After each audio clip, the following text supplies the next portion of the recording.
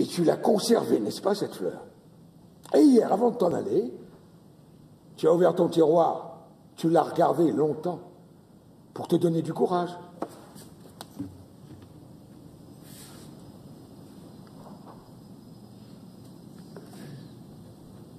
Qui vous a dit ça?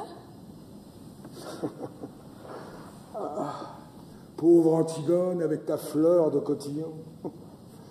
Sais-tu qui était ton frère? Je savais que vous me diriez du mal de lui, en tout cas. Un petit fêtard imbécile, un petit carnassier dur, sans âme, une petite brute, juste bonne à aller plus vite que les autres avec ses voitures, à dépenser plus d'argent dans les bars. Tiens, une fois, j'étais là, ton père venait de lui refuser une grosse somme d'argent qu'il avait perdu au jeu.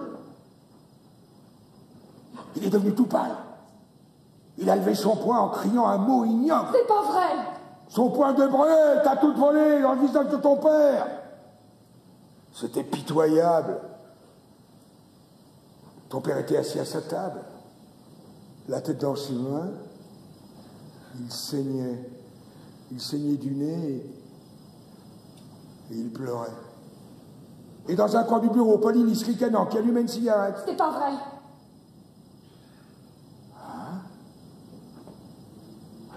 Tu ne te rappelles plus. Tu avais 12 ans. Vous ne l'avez pas revu pendant longtemps après. C'est vrai ça? Oui, c'est vrai. C'était après cette dispute. Ton père n'a pas voulu le faire juger. Alors il s'est engagé dans l'armée argienne. Et dès qu'il a été chez les Argiens, la chasse à l'homme a commencé contre ton père, contre ce vieil homme qui ne se décidait pas à mourir, à lâcher son royaume. Les attentats se succédaient, et les tueurs que nous prenions finissaient toujours par avouer qu'ils avaient reçu de l'argent de lui, mais pas seulement de lui d'ailleurs, car c'est cela que je veux que tu saches, les coulisses de ce drame, où toi tu brûles de jouer un rôle, hein, la cuisine. Hier, j'ai fait faire des funérailles grandioses à Éthéocle. Éthéocle est un héros et un saint maintenant pour Thèbes.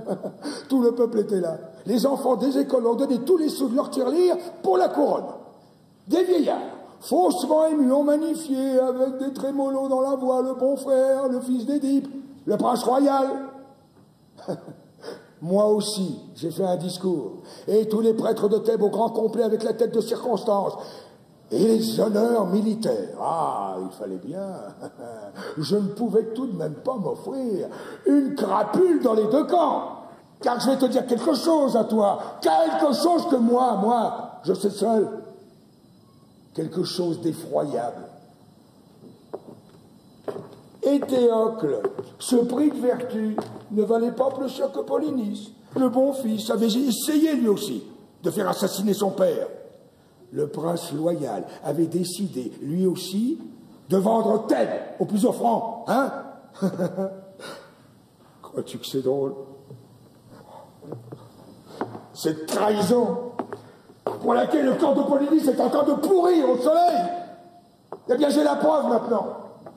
Éthéocle, qui dort dans son tombeau de marbre, se préparait lui aussi à la commettre. C'est un hasard. Si Polynice a réussi son coup avant lui, nous avions affaire à deux larrons en foire qui se trompaient l'un l'autre en nous trompant et qui se sont égorgés l'un et l'autre comme deux petits voyous qu'ils étaient pour un règlement de compte.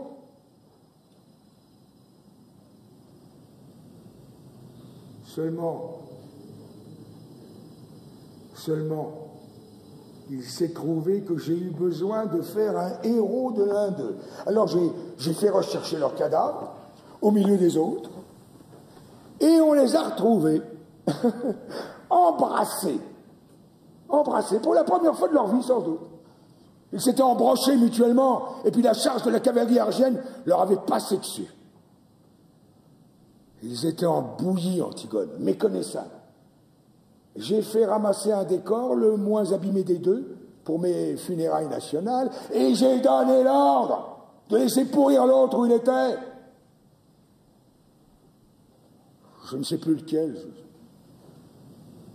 Et je t'assure, ça m'est bien égal.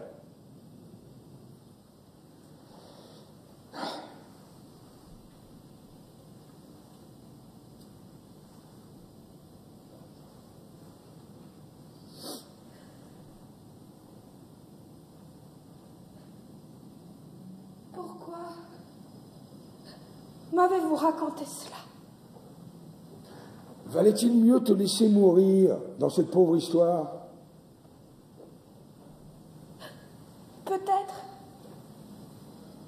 Moi, je croyais. Qu'est-ce que tu vas faire maintenant?